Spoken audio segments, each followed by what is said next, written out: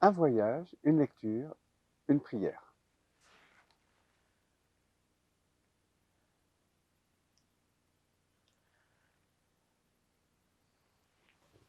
Passer, venir, rêver, peu importe. Oui,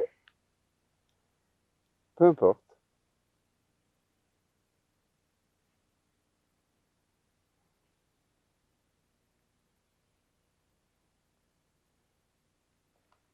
Alors, je vais vous dire mon voyage de rêve que j'ai pas fait. C'est d'ailleurs, est-ce qu'on peut appeler ça un voyage? On va dire que c'est un voyage, ça m'arrange. Euh,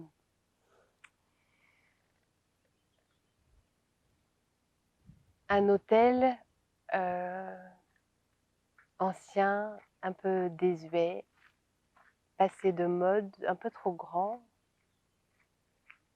au bord ou pas loin d'une mer qui serait une mer du Nord, éventuellement Normandie ou plus au nord. Une pièce avec un grand bureau près d'une porte-fenêtre et avoir tout le temps pour écrire.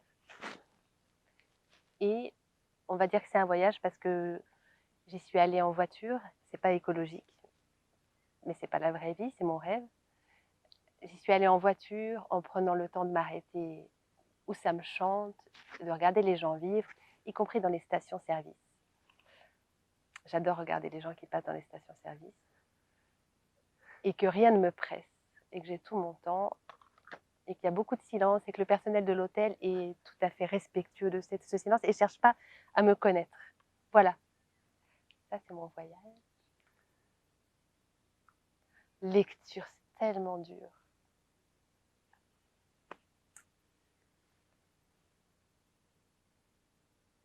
Alors c'est pareil, je crois que je ne vais pas vous donner de nom.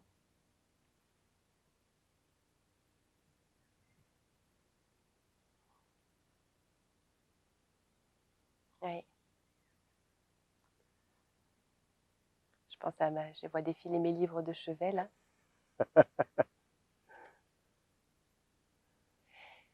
Et c'est pareil, c'est un projet, mais c'est un projet qui a déjà commencé il y a 50 ans. Euh,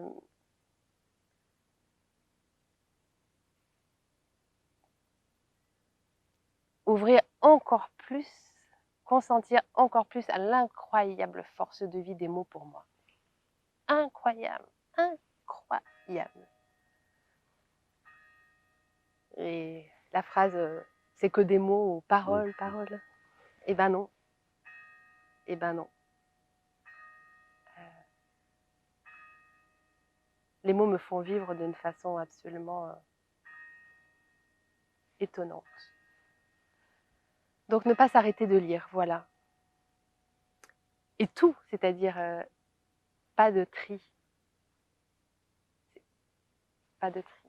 Je me souviens, quand je vous dis ça, de Fred Vargas, vous voyez, un auteur de romans policiers, Oui. là, avec Adamsberg, là, le commissaire, qui dans une interview disait mais moi je lis tout le temps, du matin au soir, même les paquets de céréales sur la table du petit déjeuner, je les lis. Bon, lecture. Lecture et prière. Ça, c'est un mot que j'adore. Autant le mot foi, ça bataille. Autant le mot prière, il suffit que je le lise, que je le dise, que je le vois écrit, que je l'entende. C'est comme si ça faisait ah oui, j'arrive. Et prière dans tous les sens du terme, c'est-à-dire prière, supplication.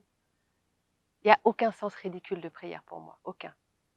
J'ai trop vu, alors pour le coup, ça c'est un tellement magnifique apprentissage à l'hôpital, euh, des prières où comme moi, la première fois que j'étais aumônier, j'avais 29 ans et il y avait des choses qui étaient pour moi dénuées de sens, je ne comprenais pas, ça me semblait tout à fait ritualiste ou archaïque. Et j'ai découvert, comme il n'y avait pas de lieu indemne du souffle, aucune forme, aucune tentative, aucun élan de prière n'est inadéquat.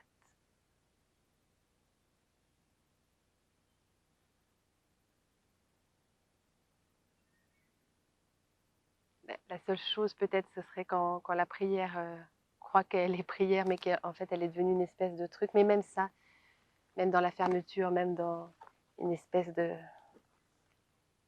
Il me semble que rien que le mot prière fait brèche de toute façon.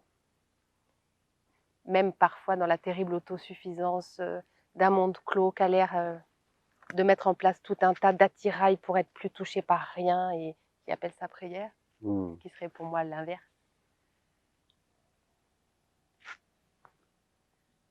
Même dans nos prières rituelles de protection, au lieu d'être rituels d'exposition. Je crois que ça fait brèche, de toute façon. Quelque chose qui dit j'arrive. J'arrive avec ce qui, depuis le cœur, m'amène dans ce lieu-là, où à la fois je manque et à la fois je m'aperçois qu'il manque rien. Ouais, prière. Je resterai longtemps, moi, avec ce mot-là. Merci pour ce mot-là. Ouais. Merci. Qui est très banal et très... Non, il n'est pas si banal beau. que ça, Ouais. je trouve. Justement, on l'utilise peu, il est oublié par Il est moments. oublié, oui, Oui. peut-être.